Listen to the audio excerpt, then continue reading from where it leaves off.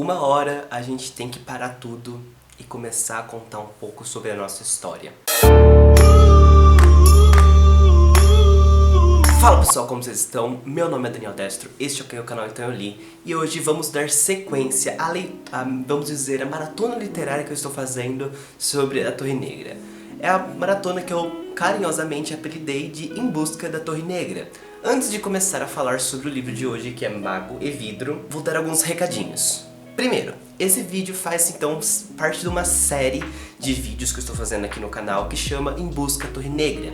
Eu fiz um vídeo bem no começo, quando eu retornei com o canal, falando sobre qual vai ser a ordem de leitura que eu ia fazer, pontos, alguns destaques que eu fiz e, enfim, tudo certinho, explicadinho. Então, toda semana eu estou resenhando um livro que eu estou lendo da Torre Negra. Segundo ponto, como eu estou falando aqui de uma saga, no caso da Torre Negra, esse vídeo pode conter spoilers sobre os livros anteriores, então fique à sua conta e risco.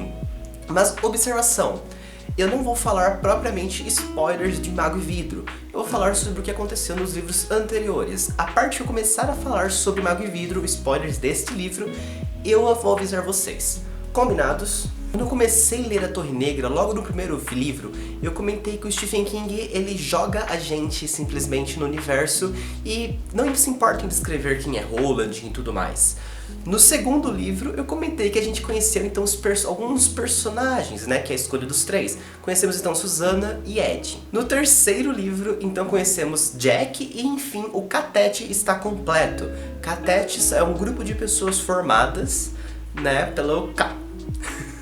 E K é o destino. E o terceiro livro acaba de uma forma muito filha da putagem, que até o próprio King pede desculpa pela forma que ele termina o livro. Mas, enfim, chegamos em busca do quarto livro, que é bem grandinho, tem cerca de 800 páginas e muitos dizem ser este o livro favorito da saga. Este livro começa exatamente do ponto em que termina o terceiro livro. Todo o nosso Catete está no monobloco Blaine, que praticamente queria matar todo um Catete ali, só que aí, por uma forma de se escaparem, eles meio que fazem uma certa competição de adivinhações. Blaine aceita, então eles têm que fazer uma adivinhação que o Blaine não sabe até chegar no ponto que eles querem, e é Topeka, no Kansas. Então, a forma que a expectativa que eu tinha da resolução em si dessa trama, ela foi até que rápida. Em 100 páginas o King já resolve tudo rapidinho e de uma forma que, tipo, faz sentido com o que ele fez, mas eu achei que foi até muito rápido. Se desenvolveu de uma forma tão, tipo, tá bom, você imaginava que isso ia acontecer. E o livro então segue. Eles chegam então, eles acabam se desembarcando do lugar que eles estavam e tudo mais. E é muito legal que nessa cidade que eles acabam desembarcando faz menção à Dança da Morte. Porque a cidade que eles desembarcam meio que tá cheia de esqueletos e pessoas mortas e muitos cadáveres ali, tudo destruído, até que eles encontram um jornal e nesse jornal fala sobre a Super Gripe. A Super Gripe, ou também conhecida como Capitão Viajante, foi mencionada lá no livro A Dança da Morte, onde praticamente 99% da população morreu. Então a gente começa a ter umas conexões maiores entre os livros do Stephen King. Bom, de qualquer forma, eles então seguem o caminho para o feixe de luz, para enfim atingir a Torre Negra, só que aí uma hora eles têm que parar e o Roland então começa a contar a sua história. Até agora não sabemos muito sobre o passado do Roland.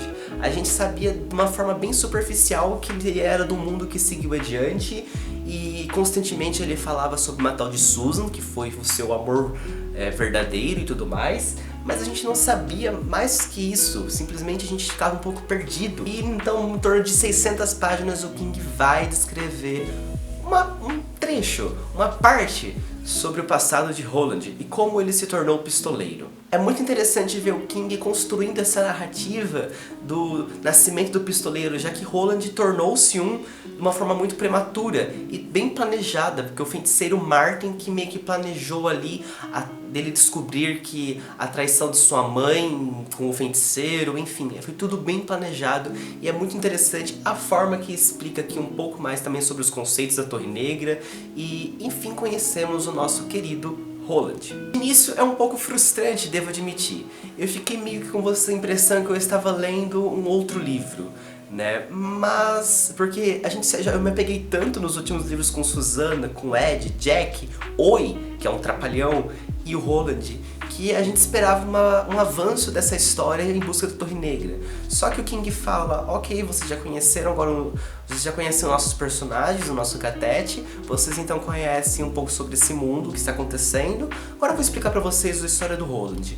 Então o King aborda de forma bem profunda a história do Roland. Ok que ele conta só um trecho, e a história ela é interrompida de uma forma ali como se a gente soubesse que tem mais, e tem, mas eu vou falar disso no próximo vídeo. E a história então segue adiante.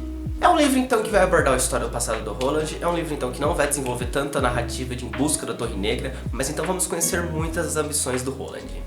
É isso, é um livro interessante, é um livro bacana, mas de certa forma chega uma hora que ele chega a ser um pouco cansativo. O livro demora um pouco pra embalar, mas quando embala, meu querido, você quer terminar o quanto antes. Então é isso, essa é a minha opinião sobre Bago e Vidro. Vejo vocês semana que vem pra discutir um pouquinho ainda sobre o passado de Roland. Beijo pra todo mundo e até a próxima. Fui!